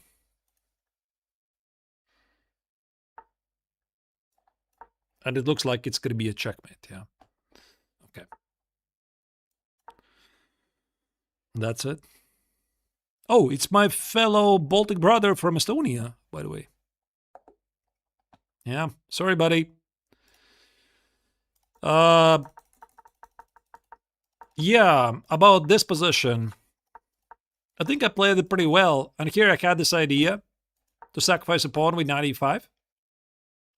Knight e5, bishop e5. And I wanted to play knight f6. Hit the bishop with e5, takes. But I didn't calculate this very deeply. I thought my dark squares, they're going to be really great. But apparently he can just play knight e7 and play e5. And he just enjoys an extra pawn. So I think the entire idea was a bit flawed. And I should have had a bit more patience with this idea to play e4, e5. And probably I could have done many good moves. Yeah, like this maybe is good. Just play something like rook d1, rook e1 first, see what happens. So this e5, knight e4, it was a good idea, but it was flawed. But I was a bit lucky that my opponent didn't notice it. All right. So, guys, we have reached 1800. So this means that this live stream speedrun is officially over. So every stream I'm going for 200 points. And the best games I will compile in the upcoming episodes. Right now in the Reti speedrun, 2 episodes have been released. The second episode was released just before the start of this live stream. So make sure you check it out, where I'm typically selecting the best games that I played during the live streams. And as soon as I'm gonna wrap up the Reti speedrun, I will also make the videos with the Scandinavian. And after that is gonna be done, I will start my slow run. So I expect that the speedrun for both Reti and Scandi will be done like in 2-3 months. And probably starting like summer or something, I'm going to focus quite a bit on the slow runs. Play 50-minute games, all kinds of openings, probably from around 1200 to explain some ideas. So, let's, by the way, check the results of the candidates. I haven't really followed it. So I know that Sindarov drew. Fabi is dead lost.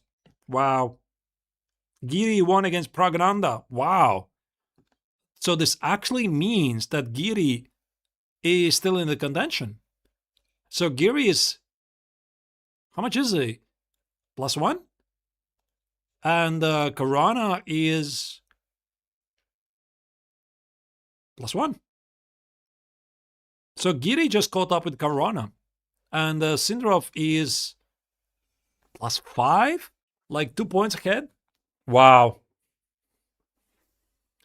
Does look very good for Caruana right now. Yeah, it's very interesting. All right.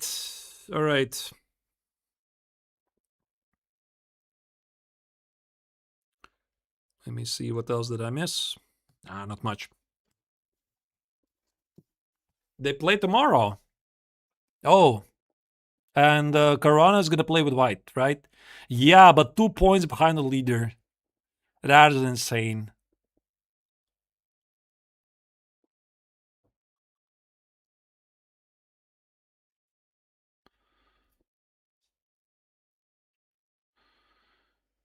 Can you play the Nimzo Dutch against the Jabava London?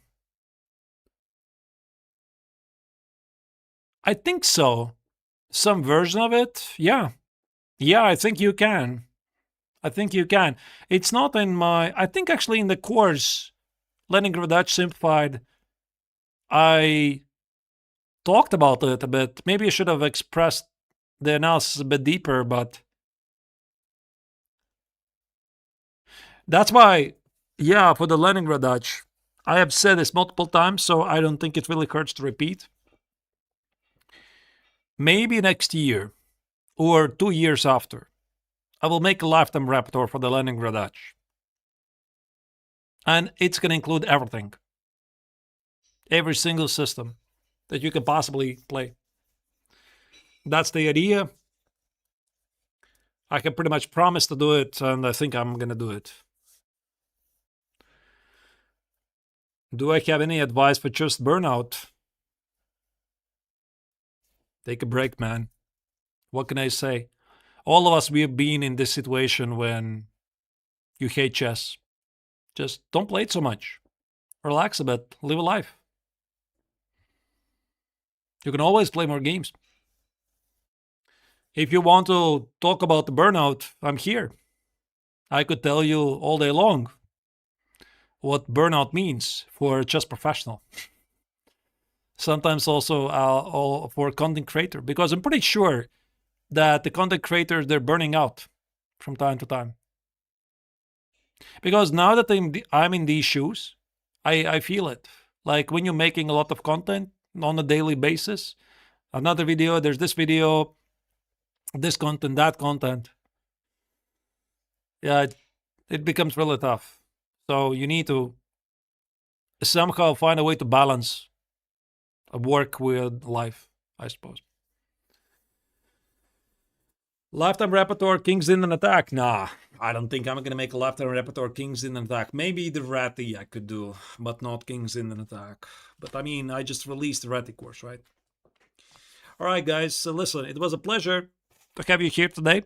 Hope you enjoyed the stream. Watch the second episode of the Reti speedrun, which was posted on my YouTube channel just before I started the stream. And watch my recap tomorrow. I think I'm going to post it at around midday, probably, just before the start of the candidates. Probably not the best timing, but you know, when everybody's watching the candidates, nobody's watching YouTube or anything else. So that's the only time slot I can think of.